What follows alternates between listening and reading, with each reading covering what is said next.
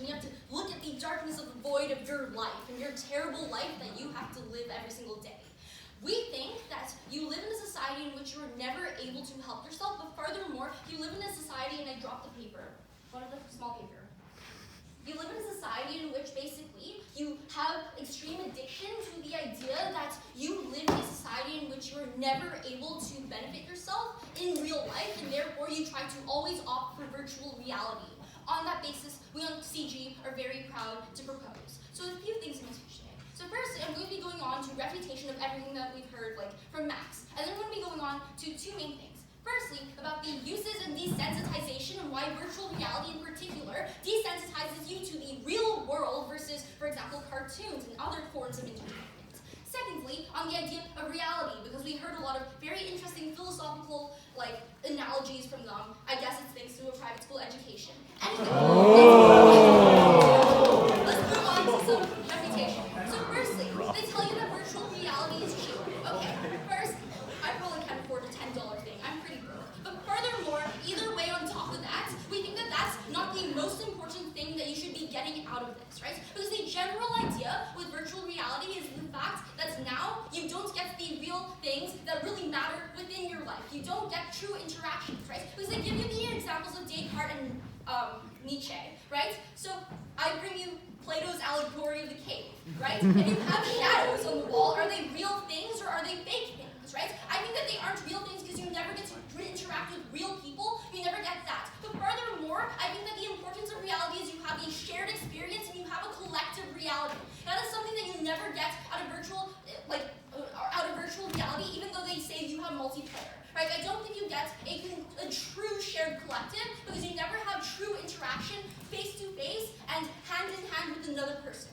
Okay, furthermore, they tell you that we all try to escape reality, and that's the purpose because life sucks. Okay, well, I think that there is an inherent difference with virtual reality insofar as, to a certain extent, you have to get rid of everything you brought in from real reality, right? And furthermore, the moment that you escape from virtual reality and come back to real life, you realize the emptiness of your real life, right? Therefore, it plays into the addiction, and that is a very easy way for corporations to then be able to prey on the addiction and the vulnerabilities of individuals who don't have certain things in their lives, right? That is the trend that we see happening more and more. That's extremely detrimental. The next thing they tell you is that deep face can be done either way. I just don't think as easily they can, right? But furthermore, I think that when you have something such as deep face that's specifically targeted towards doing specifically very detrimental things to certain people, that's when we say that that's really bad. Okay, let's go on to our two themes. Firstly, about the uses of desensitization.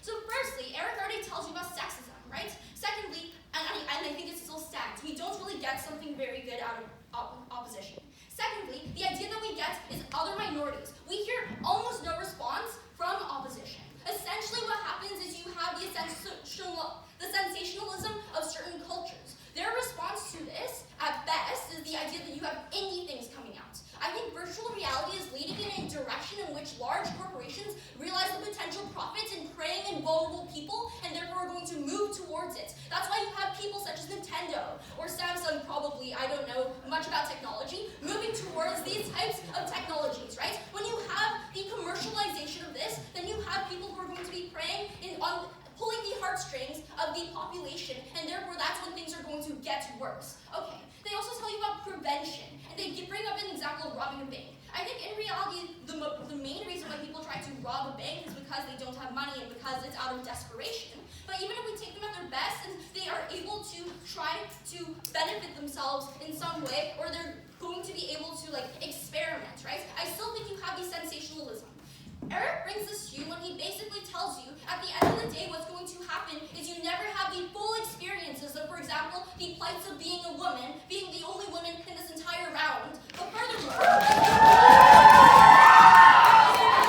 second one you said running out of time is about reality. What is reality? I think reality is when you interact with other people, right? You interact with other people and you are able to better your own life. Because even if Nietzsche says that you aren't able to necessarily do anything in the greater good of things, I think that there are other ways for you to find validation in trying to better the lives of other people, to find validation in your personal self. Existentialism, everyone. But furthermore, you don't solve real issues and and you have addiction, and corporations prey on that. On that basis, we're very proud to propose. Thank you.